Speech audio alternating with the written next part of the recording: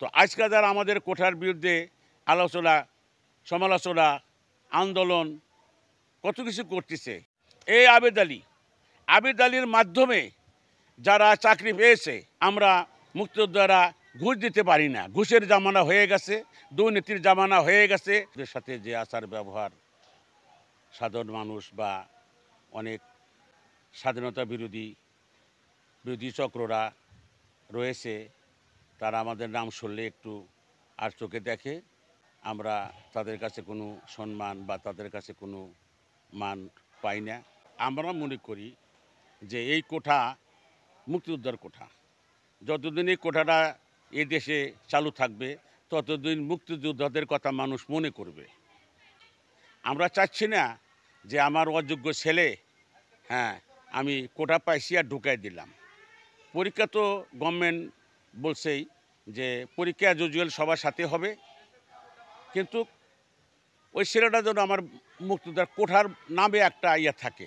তো আজকে যারা আমাদের কোঠার বিরুদ্ধে আলোচনা সমালোচনা আন্দোলন কত কিছু করতেছে, কিন্তু ওরা কি একবার চিন্তা করছে যে যাদের রক্তমাখা পতাকা আমরা মাথায় নিয়েছি, মাথায় বেঁধেছি, যাদের রক্তমাখা পতাকা আমরা হাতে নিয়েছি, আর এই রক্তমাখা পতাকা হাতে মাথায় নিয়ে আমাদের কোঠার বিরুদ্ধে, আমাদের বিরুদ্ধে ষড়যন্ত্র, আমাদের বিরুদ্ধে এত আন্দোলন, এটা কি করে সম্ভব? এই বাংলার মাটিতে আমাদের রক্তের উপরে দাঁড়িয়ে এটা কখনো মেনে নেওয়া যায় না। কোঠা নিয়ে যারা আন্দোলন করে, আমরা তাদেরকে অনুরোধ করব যে তোমরা বুঝে আসো, তোমরা আইন, তারপরে রাষ্ট্র, জাতি বা মুক্তিযোদ্ধা, এদেরকে বোঝো, এদেরকে চেনো।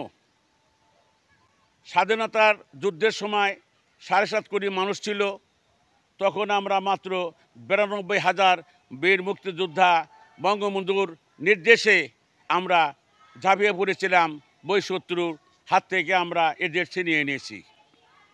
আজকে সেই বহিঃশত্রুর দোসররা আজ আমাদের পিছনে লেগেছে।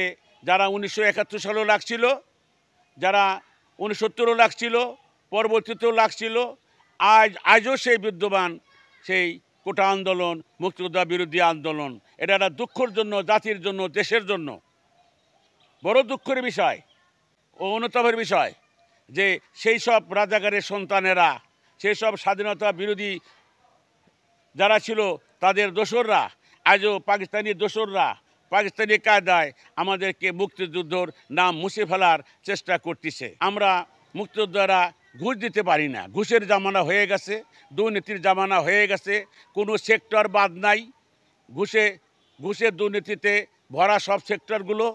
তো আমাদের ছেলেরা যখন এক জায়গায় যোগ্য হয়, আমরা ঘুষ দেই না বিদায় আমাদের সন্তানেরা সেখানে চাকরি পায় না। আর ঘুষ দেয় যারা প্রশ্নপত্র কেনে তারা কোথা থেকে যোগ্য হলো? এই আবেদ আলীর মাধ্যমে যারা চাকরি পেয়েছে, ওই দুর্নীতিবাজ ঘুষখোরদেরকে বেছে খুঁজে তাদেরকে চাকরি থেকে বের করে দেওয়া হোক। তৎসঙ্গে আবেদ আলীর যে শাস্তি হবে সেই শাস্তিতে তাদের রাখা হোক।